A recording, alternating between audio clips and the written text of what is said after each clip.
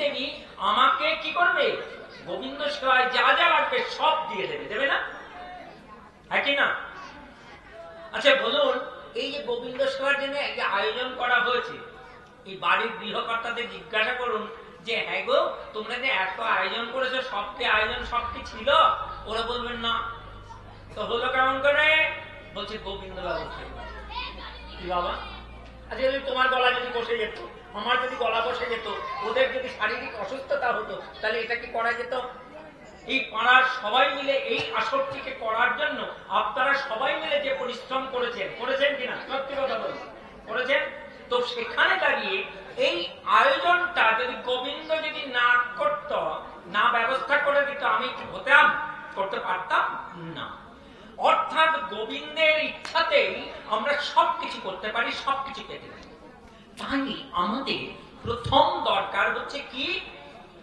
গোবিন্দকে প্রয়োজন, ভগবান শ্রীকৃষ্ণকে প্রয়োজন। এবার ভগবান শ্রীকৃষ্ণকে আমরা এখানে যারা আছি কিভাবে পেতে চাই? কিভাবে পেতে চাই? সত্যি কথা বলো, এখন বাড়ির কথা বলে যায়। কিভাবে পেতে চাই? আচ্ছা ইচ্ছা করে না আমার বাবা মানব এই আমার দিকে বসে আছে, আর বাবার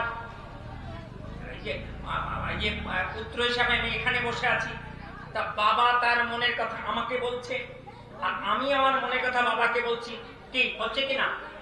তিনি আমার পরম পিতা, তার সাথে আমার মনের কথা বলার ইচ্ছা আছে না নেই? ও ভগবান তোমার মনের কথা কি করে একটু বলো না গো। কি ভগবানের মনের কথা আছে না নেই?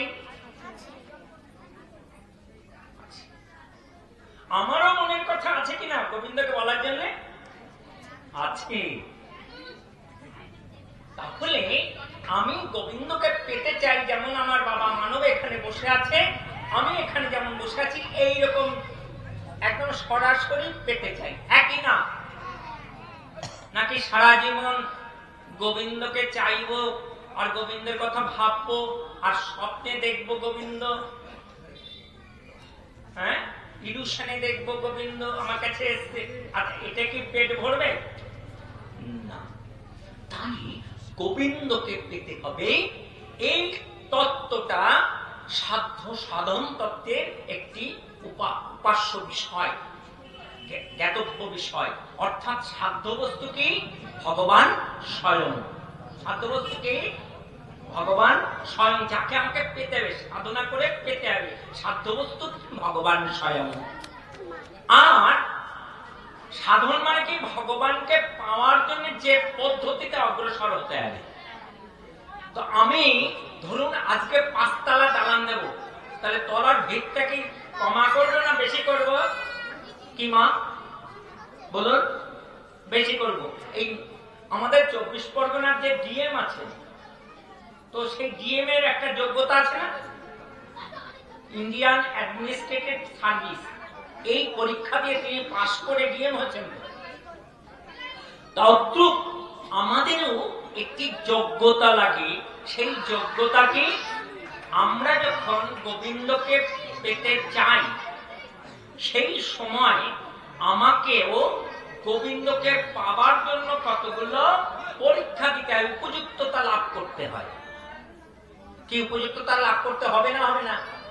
হবেই। হ্যাঁ, আমরা দেখুন যখন যখন আমরা ঠাকুর ঘরে ঢুকি, তখন স্নান করে ঢুকি না স্নান করে ঢুকি? তাহলে এটা একটা যোগ্যতা, থাকে না? শুদ্ধতা। যোগ্যতা মানে শুদ্ধতা। তাহলে সেই শুদ্ধতা আমাদের প্রয়োজন। তাহলে এই শুদ্ধতা আসবে কোথা থেকে? সাধু সঙ্গ করলে। কি সঙ্গ করলে? সাধু সঙ্গ করলে। আমাদের সাধু সঙ্গ করলে 3 ধরনের শুদ্ধতা লাভ হয়। কায় মনোবাক্য শুদ্ধতা লাভ হয়। কায় মানে কি? দেহগত, মনোগত আর বাক্যগত। কায় মনোবাক্য। কায় মানে দেহ, দেহগত শুদ্ধতা চাই, আর মনোগত শুদ্ধতা চাই। দেহ শুদ্ধ কিন্তু মনে মনে দুষ্টুমি বুদ্ধি। কি? হ্যাঁ, এই যে আমি এখানে এসেছি, মনে মনে ভাবছি এই গৃহকর্তা যদি আমাকে 2 লাখ টাকা দেয় আজকে ভাগবত পাঠের পরে, তা খারাপ হবে। কি আমার মন দূষিত হলো না? হলো না বাবা? তুমি বলো। দূষিত হয়ে গেল, ব্যাস ভাগবত ওখান থেকে আউট। মনো বাক্য, মুখের কথা। আচ্ছা বলুন তো, এই চোখ দিল দুটো, কান দিল দুটো, নাসিকা ছিদ্র দিল দুটো, হাত দিল দুটো, চরণ দিল দুটো, মুখ দিল একটা কেন? কম কথা বলতে হবে এবং সুমিষ্ট কথা বলতে হবে, হ্যাঁ কি না? এই যে আমার বাবা, আমি কি সুন্দর কৃষ্ণময় কালোময় দেখতে, তাই না? কিন্তু আমার বাবা যখন কীর্তন করে ভালো লাগে না খারাপ লাগে? মানবের কথা শুনলে অপরূপ লাগে না, তাই না? আমার বাবাকে সারা ভারতবর্ষ শুধু চেনে না, অনেক জায়গায় সবাই চেনে। তো সেখানে দাঁড়িয়ে আজকে এই মুখের কথাও খুব গুরুত্বপূর্ণ, তাই না? মনকে পরিত্রাণ যা করে তাকে মন্ত্র বলা হয়। মনকে পরিত্রাণ করে, পবিত্র করে, মঙ্গলময় করে। সেই মুখ দিয়ে যে কথা বেরোয় তাকে শব্দ ব্রহ্ম বলে। কি বলে? শব্দ ব্রহ্ম। এই শব্দ ব্রহ্ম যখন কেউ চয়ন করে গোবিন্দকে কেন্দ্র করে, তখন সেই শব্দ ব্রহ্ম শ্রবণ যে করে তার মধ্যে শুদ্ধতা তৈরি হয়। সাধুকে দর্শন করলে শুদ্ধতা তৈরি হয়, গঙ্গায় স্নান করলে তারপরে শুদ্ধতা হয়, হয় কিনা বলো? কিন্তু যদি কিনা আমি যদি সাধুকে দর্শন করি, বৈষ্ণবকে দর্শন করি, সাথে সাথে শুদ্ধতা লাভ হয়, হয় কিনা? হ্যাঁ, গঙ্গায় পরশে পরে আর কি শুদ্ধতা লাভ হয়, কিন্তু দর্শনে পবিত্র করো, এই তোমার গুণ। সাধু সম্পর্কে বলেছে আলোচনা। তাই আমাদের সাধু সঙ্গ করতে হবে, বোঝা গেল কথাটা? এরপরে আমাদের যেটা দরকার সেটা হচ্ছে, আমি গোবিন্দকে চাইবো কেন? গোবিন্দর সঙ্গে আমার সম্বন্ধ কি? যার সাথে এইভাবে বসিয়ে তার সাথে রসিয়ে কষিয়ে আমার মনের কথা তাকে বলবো, তার মনের কথা আমি শুনবো, তাহলে তার সাথে সম্বন্ধ কি? কি গো, একটা অচেনা লোকের সাথে যখন তখন যা কিছু বলা যায়, কি না? এই অচেনা লোক একজন ছিলেন মা রুক্মিণী, নাম শুনেছেন?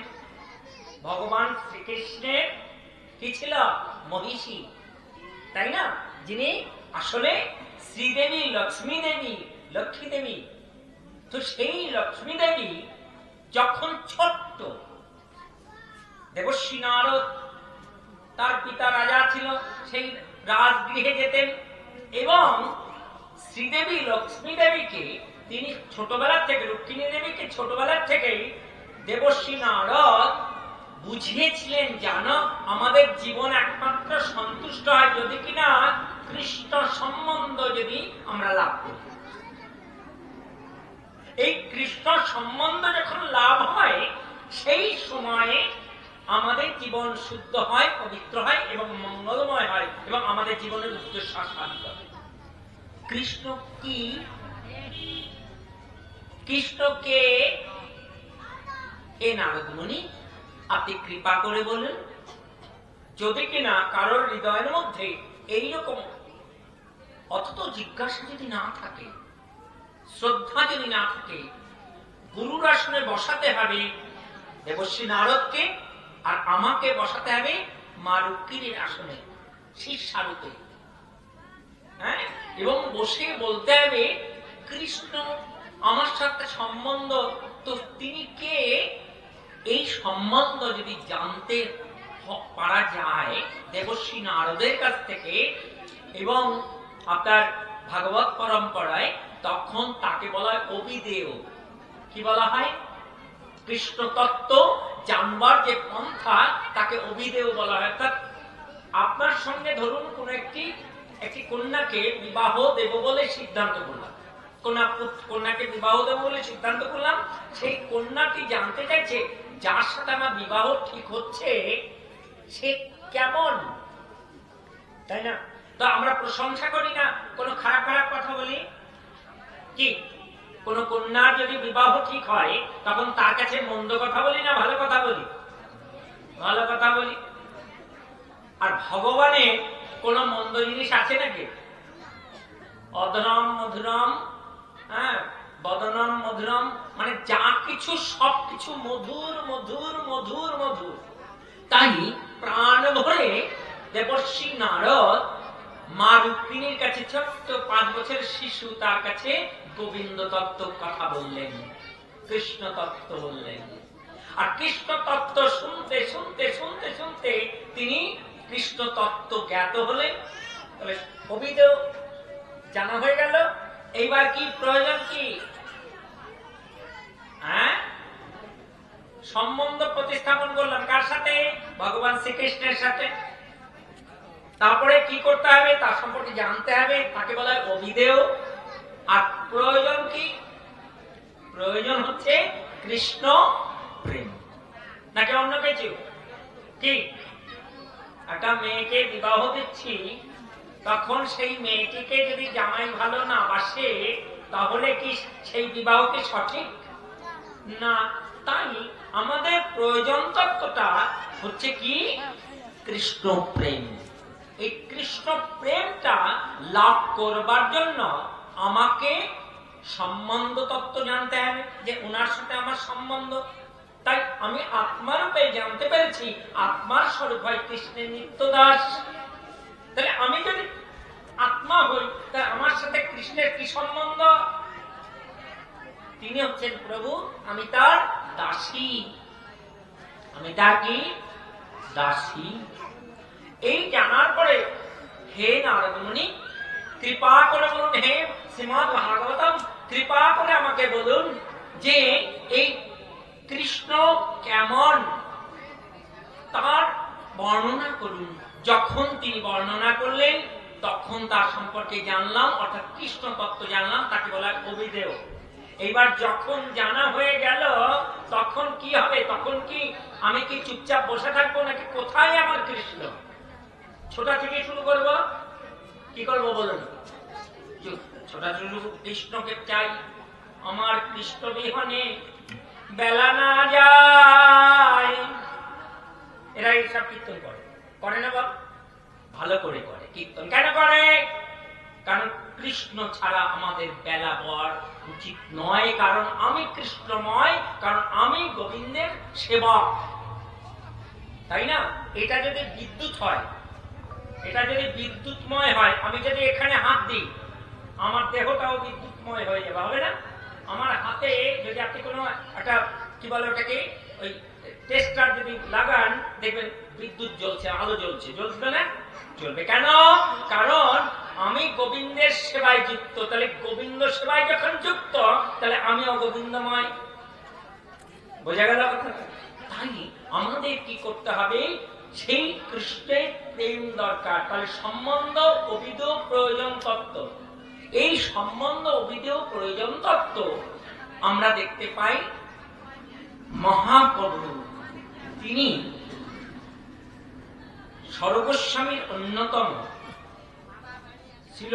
সনাতন গোস্বামীর কাছে যখন গেছিলেন, আলোচনা করছিলেন, সেই সময় সনাতন গোস্বামীকে সম্বন্ধ, অভিধেয়, প্রয়োজন তত্ত্ব সম্পর্কে করেছিলেন আলোচনা। অপরদিকে সাধ্য সাধন তত্ত্ব সম্পর্কে যখন কোনো আলোচনা করবার জন্য রায় রামানন্দ তিনি আর কি মহাপ্রভুর কাছে কেবল জিজ্ঞাসা করবেন, মহাপ্রভু উল্টে জিজ্ঞাসা করলেন সাধ্য সাধন তত্ত্ব বলা হোক এখন। তাহলে সাধ্য সাধন তত্ত্ব এটা কি বস্তু? তাহলে সাধ্য মানে হচ্ছে যা সাধনা করে পাওয়া যায়। তাহলে আমি কি সাধনা করে পাবো? কৃষ্ণ, তাই না? তাহলে আমি যদি কৃষ্ণকে যদি পেতে চাই, তাহলে আমি বুঝলাম যে আমার সাধনার ফলে যা পাওয়ার কথা সেটা হচ্ছে কৃষ্ণ। কিন্তু কৃষ্ণকে পেতে গেলে কোন পদ্ধতিতে পাবো? কেউ বললো বর্ণাশ্রম। হ্যাঁ, বর্ণাশ্রম যে ব্যবস্থা, আমি ব্রাহ্মণ, ব্রাহ্মণের আচরণ করব। কেউ বললো আমি ক্ষত্রিয়, ক্ষত্রিয়ের আচরণ করব, তাই না? কেউ বললো আমি বৈশ্য, বৈশ্যের আচরণ করবো। বললো আমি কেউ শূদ্র, বললো শূদ্রের আচরণ করবো। বললো এতে কি ভগবান পাওয়া যায় না? বললো এটা পাওয়া যায়, কিন্তু এর থেকে আগে হয় আর কি আছে। বোঝা গেল কথাটা?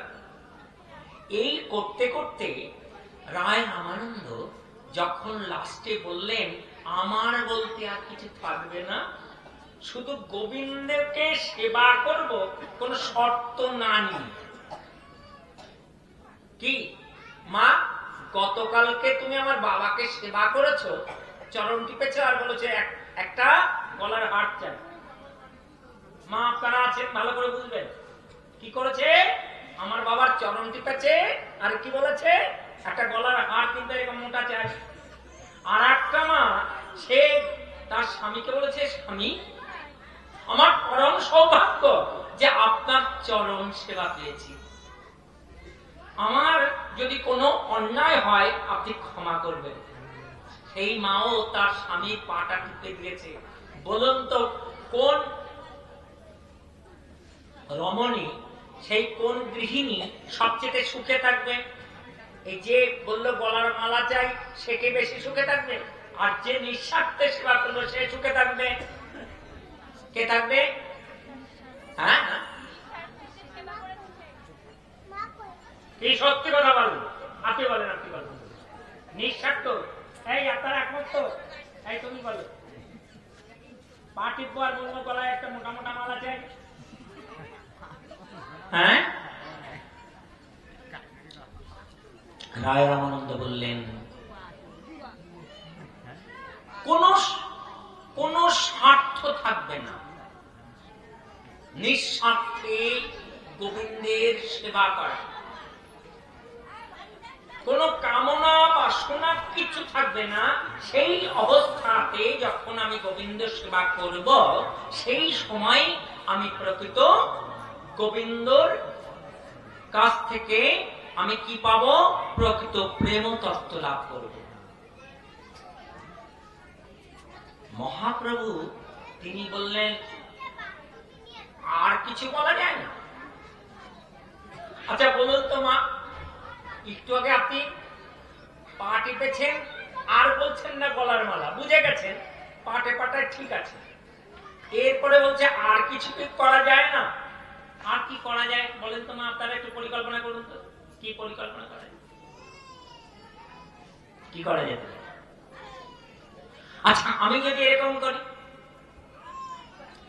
শ্রীমতী রাধারানী তিনি এই সৃষ্টিকে প্রশংসা না করে তিনি ইয়ে করেছিলেন, তিরস্কার করেছিলেন। কেন? তিনি বললেন প্রকৃতি তো সবই দিয়েছে, দিয়েছে না বলুন? আমি মাতৃ পেটে কিভাবে থাকবো তার ব্যবস্থা করেছিলেন, মাতৃগর্ভ থেকে বেরিয়ে আমি কি খাবো তার ব্যবস্থা করেছে না, আমি কোথায় শোবো তার ব্যবস্থা করেছে না, আমার নাক দিয়ে কি যাবে কি বেরোবে সব ব্যবস্থা করেছিল না। শ্রীমতী রাধা ঠাকুরানী এই সৃষ্টি তত্ত্বকে প্রশংসা না করে তিরস্কার করলেন। কেন? কারণ তিনি বললেন এই আমার আখি দুটি কেন দিলে তুমি কোটি কোটি আখি দিতে পারো, তুমি দুটি আখি দিলে কেন? আচ্ছা বলুন তো, গোবিন্দ যদি অপরূপ হয় তাকে কি এই দুটি চোখ দিয়ে দেখে কি মনের সাদা মেটে? তাই রাধারানী বললেন গোবিন্দকে যদি তুমি আখি দিতেই, চক্ষু দিতেই, আমাকে অনন্ত কোটি চক্ষু দিতে, আর তারপরে যদি দুটো চক্ষু দিলেই তার পলক দিলে কেন? কারণ পলক ওদের অদর্শন হয় কিনা মা? তুমি যখন চোখ বন্ধ করো তোমার স্বামীকে দেখতে পাও কি?